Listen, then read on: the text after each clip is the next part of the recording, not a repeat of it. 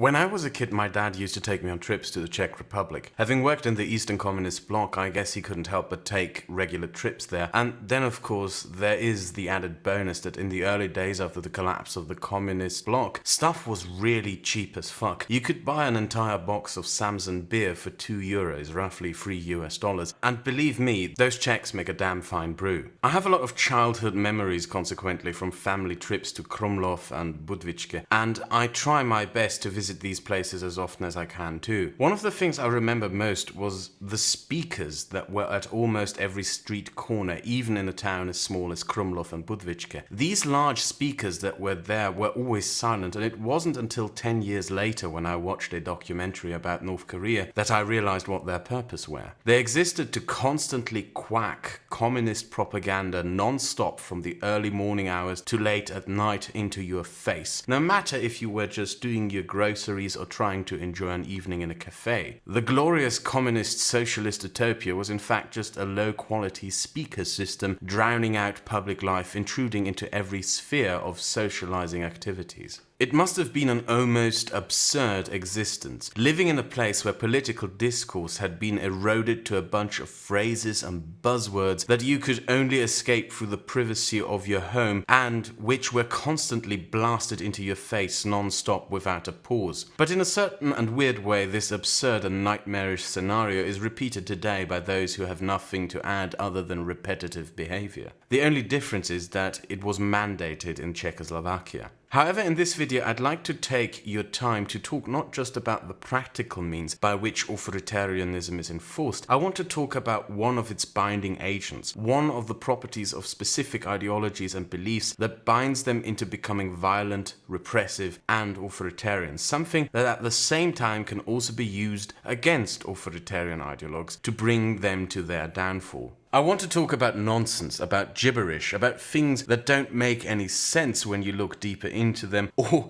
don't make any sense when you look at them at first glance. One of the things I remembered from my childhood trips from the Czech Republic with my father was visiting art galleries and this specific painting. Now, certain self-proclaimed cultural connoisseurs amongst us who believe themselves cultured for eating pizza at Pizza Hut with a knife and fork would look at this and decry it as nonsense. They would see it as nothing more but gibberish, no message whatsoever, just a bunch of badly painted naked men and women with ice cream and yellow dots. However, this painting by the Slovak painter Jaro Jelinek is far more relevant than any hyper-realistic sculpture that a Paul Joseph Watson or Prager would praise. It's an act of resistance against the socialist Czechoslovakian regime, and the title might make it clear: Eating Ice Cream with the Assistance of the Secret Police. The figures in the background symbolize society going about basic social interactions, things as banal as eating ice cream. The yellow spots in the foreground represent the all-surveilling and all-intruding looks of the secret police. It is a representation of the society that Jaro Jelinek had to live in, the society of constantly quacking loudspeakers and all-surveilling secret police, a society that had every single aspect of social life disrupted and distorted. This could have just as well been a mere painting of a bunch of people eating ice cream. Instead, the figures are distorted and misshaped, with the wide-open, distressed eyes in discomfort even during such a casual activity as eating ice cream. And the yellow spots, representing the omnipresent oppressive Czechoslovakian state, further distort the image, making it hard for us to see what is going on and what the true social life within the socialist regime is like. The painting is distorted and misshaped because the society it represents is distorted and misshaped. There are no natural interactions within an oppressive regime amongst people, is the meaning of this painting. And in that lies the power of nonsense, because to the obsessive authoritarian, obsessed with the aesthetic of their own regime, this is just pure gibberish with no message. And even if capable of seeing the message within the painting itself, throwing a tantrum over that message and over the painting consequently would make them look ridiculous. And that is a theme you will find throughout many paintings done by Czech and Slovak artists during the Czechoslovakian socialist regime, especially after Soviet tanks had crushed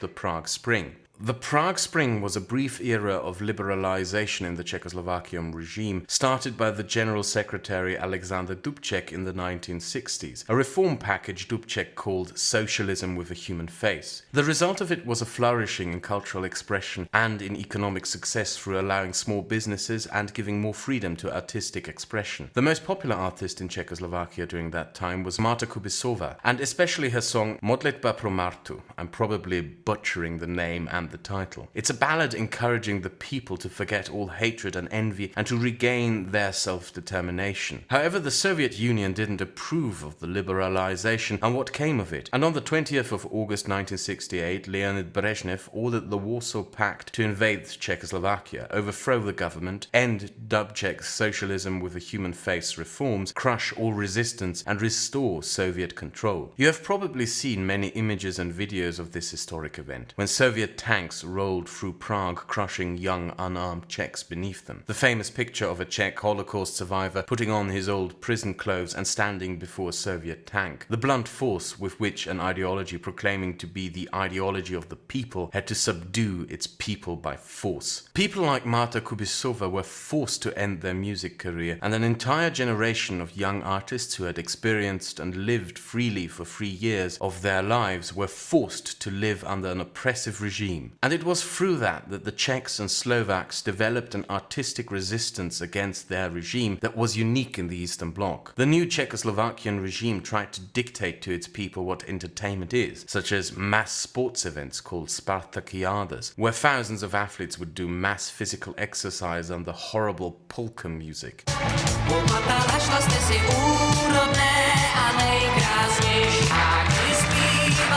Artists like Jaroslav Dolček reacted to it by making movies mocking these events for the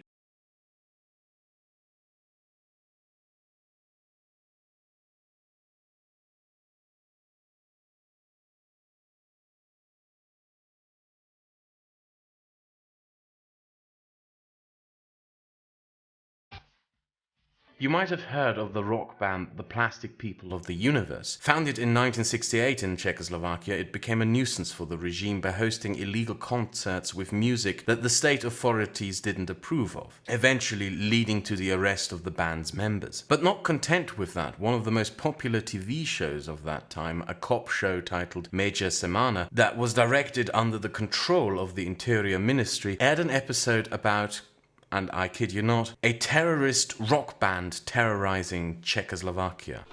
Tak mi dej hlášku ještě zas jednou opustí.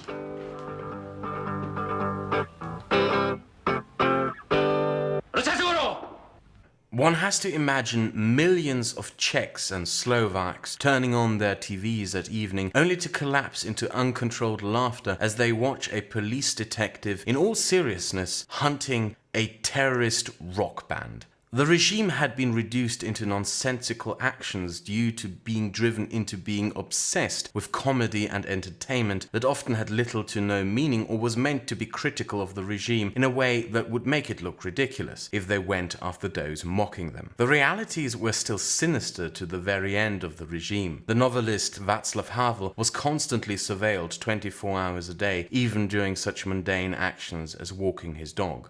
And throughout the 70s and 80s, one can see within the art produced during that time period a theme of how what some would call nonsense was used to mock the regime. These distorted paintings with their weirdly deformed depictions of characters and scenarios look absurd at the first glance, as if they were pointless gibberish. However, they were meant to be distorted, grotesque and deformed as they depicted and mocked a society that was ruled by cruel, vindictive and paranoid people who had through their rule deformed society into something grotesque.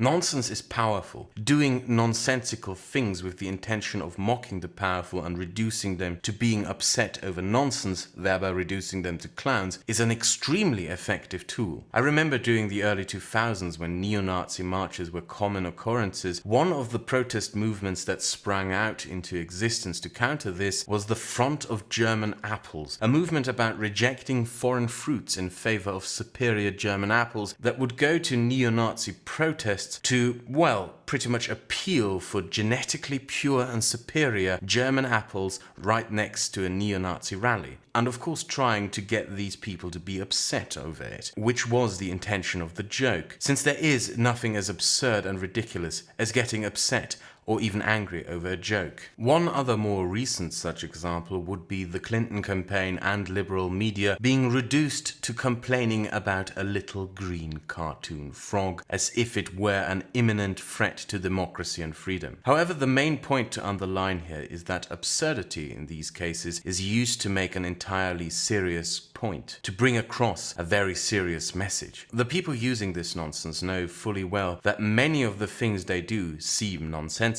What I have talked to you about throughout the past several minutes is something that most of you already probably know fully well. However, I wish to take a few minutes of your time to speak about a different kind of nonsense instrumentalized within a political sphere that has a far more sinister side to it. Have you ever taken a stroll through social justice communist Twitter? Gen, queer, fat, socialist, feminist, cis lady type, she, her, definitely not 6 cats in a hoodie. Gay anime communist on the west coast of Norway, born and raised, queer, anarchist, NB, trans girl. If you want AIDS, go look at this account. Anti-gamer, anti-anime, and anti-sectarianism, hashtag Kahina Rangers Squad, General Secretary of the Irish Socialist Bath Party, American region. Forever seeking little goth fotties, not racist, horny left, pro-universal annihilation, extremely communist, lewd yet lazy draw friend, 18 plus not safe for work.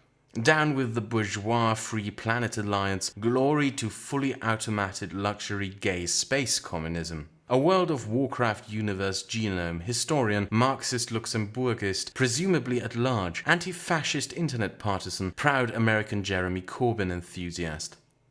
Sharia Bolshevism. Queer, NB, they, them, nerd, communism is good. Actually, liberals stole feminism from anarchists. This one has an amazing Tumblr blog about gassing Slytherins and complaining about being 25, living with her parents and not getting a job, and how all of this, her being unemployed and living with her parents at the age of 25, is the fault of capitalism. She also has a patron. Look, I'm poor and depressed and capitalism is garbage. I sometimes start projects and never finish them. Hopefully, money will help me finish them. If you, for some reason, my arguments or insights are good, a buck or two would be nice. I might actually be able to make and sell my products. You can literally give that person money for doing absolutely nothing besides tweeting about how Chris Reagan is a Nazi, tweeting about how she wants to take away your private property, and tweeting at ANCAPs that she wants to kill them. Married gay Islamic Marxist Leninist Russophile fighting capitalism, imperialism and bigotry with @PLSWeb, the Twitter account of the Party of Socialism and Liberation. Married gay Islamic Marxist Leninist.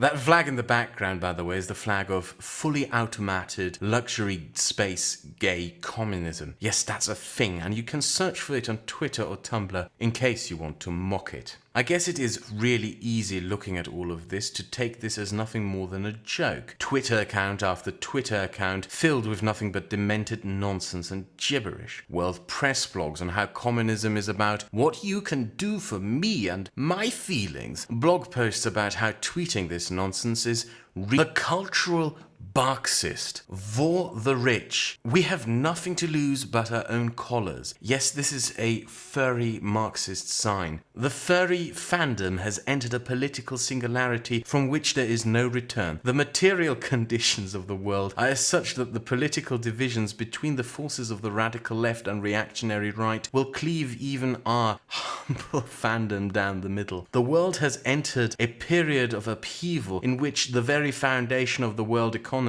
will be fought for and against. The contributors to this magazine have chosen their side, the side of liberation. This magazine, the Cultural Marxist, exists to quantify and qualify this upheaval as it shapes our fandom for the generations to come, provide context to the struggle, and place it within the frame of a larger world.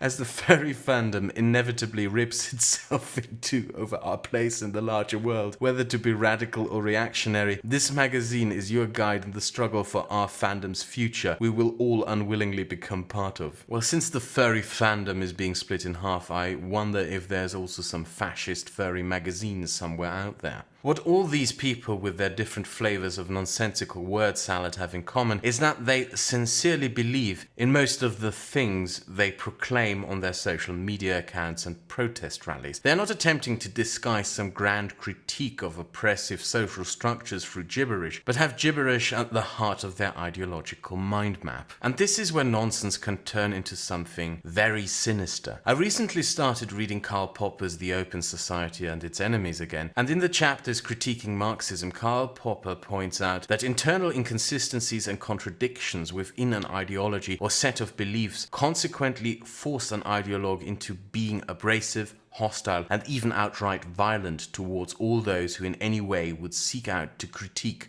their beliefs. In other words, if you believe in something that would be obviously nonsensical to the wider public, the only way you can ever defend your views is by being hostile and oppressive towards the wider public, by generating a cult mentality of in and out group that sees the out group fundamentally not just as some mere opponent on grounds of disagreement, but as an enemy to everything you stand for and to yourself. Nonsense is a binding agent in the political sphere. For those who propose it will have to stick together to defend it from the examining eyes of the outsider. And this is something that can be found throughout many ideologues and regimes throughout our history. You might have heard of Alfred Rosenberg, one of the chief ideologues of the Nazi Party, who wrote the book The Myth of the 20th Century, which was intended as a basic ideological and philosophical guideline into National Socialism. In it, it claims that the Germans were the descendants of an ancient race of giants who lived in the Himalayas, who migrated to Persia, founded ancient Persian civilization, and then migrated to Greece after ancient Persia was degenerated by Jewish influence, subsequently founding ancient Greece, and after Greece was degenerated by Jews, they migrated away into modern-day Germany. Many Nazis believed that the mythical city of Atlantis was actually a Germanic metropolis from the ancient era in the Baltic Sea that was destroyed by heavenly powers for the crime of race mixing with Jews. Himmler gave his SS cronies pamphlets with maps of what he believed were ancient and medieval battle sites, and instructed those SS men to have sex with their wives at these sites during full moons, so that if a child would be conceived, it would reincarnate an ancient Germanic warrior spirit. He believed that the planet Earth was in fact the center of another hollow planet, and instructed physicists across Germany to prove this dribble. Then, of course, there is world ice theory, which rejects atomic theory and proclaims that the universe is made of ice. Debunked at the time of its conception, this pseudo-scientific esoteric gibberish was still held onto by many high-ranking officials within the Nazi regime. It would be easy for anyone using Google to debunk this nonsense in our modern day and age, yet it is the aggressiveness and violence of the Nazis which I believe were also in part a result of the simple fact that they believed in nonsense. Imagine standing on a political podium and proclaiming that we are the descendants of a race of giants from the Himalayas who lived on a planet that is the center of another hollow planet. You would be laughed off the stage unless you had a gang of brown-shirt goons to kick the teeth out of anyone who dares to laugh at you. At the core of an ideology that makes nonsensical gibberish part of its doctrine, there evolves a narcissism out of the awareness that one would usually just be laughed at, and consequently the knee-jerk reaction is to be brutal and spiteful with all those who either point out or just laugh at you and your nonsensical ideas. However, the consequence of not calling out gibberish should be made very clear, and the best example of it is Lysenkoism. Trofim Lysenko was a self-proclaimed biologist in the Soviet Union who rose through the ranks of the Communist Party through political means and not through scientific findings. One of his proposed theories rejected Darwinian theory and proclaimed that similar species cooperated and have solidarity amongst themselves. In essence, what he proclaimed was that there is proletarian solidarity between barley and wheat. A total of 3,000 scientists who called this theory out as nonsense were arrested and even executed due to Lysenko's connections with Stalin, and when Lysenko became the unquestionable god of science within the Soviet Union, his nonsensical ideas were put into reality and caused a massive famine. The consequences of having nonsense unchallenged are therefore devastating, and what I will add to that is that those who proclaim nonsensical gibberish and market it as the savior of society to usher in a glorious age or even an utopia are themselves inherently vicious and brutal, and that this applies very well in what we deal with in our societies today. Pure gibberish, such as the notions of there being over 50 genders, the idea that you can change from a man to a woman merely through feelings, that all white people are racists, and so forth, defended with consistent educate yourself and other condescending gibberish as if the proponents of nonsense were somehow keepers of some hidden truth that we are simply too dumb to understand. What Karl Popper referred to as the conspiracy theorist replacing the past religious prophets is also applicable here. A search for short, easy and compact solutions and explanations to the world's problems, for hidden truths that are revealed through simplistic dabbling rather than concerted effort into research. In short, a cult mentality where the cult and the cult's leaders and doctrines must under all circumstances be protected. For if the doctrines are revealed to be nonsense and the cult leader is a fraud, the entire cult collapses into nothing. The censorship, the slander, the backhanded character assassinations, the deplatforming, all of this, what we see here today, the mentality that spawned all of this, in my opinion, has a lot to do with knee-jerk reactions by narcissists who can't stand the thought that someone would stand up to the things they have invested so much into and simply state that their emperor has no clothes. Nonsense can be an incredibly toxic drug within an ideological doctrine, one that leads to the vicious behavior that we see these people engaging in today.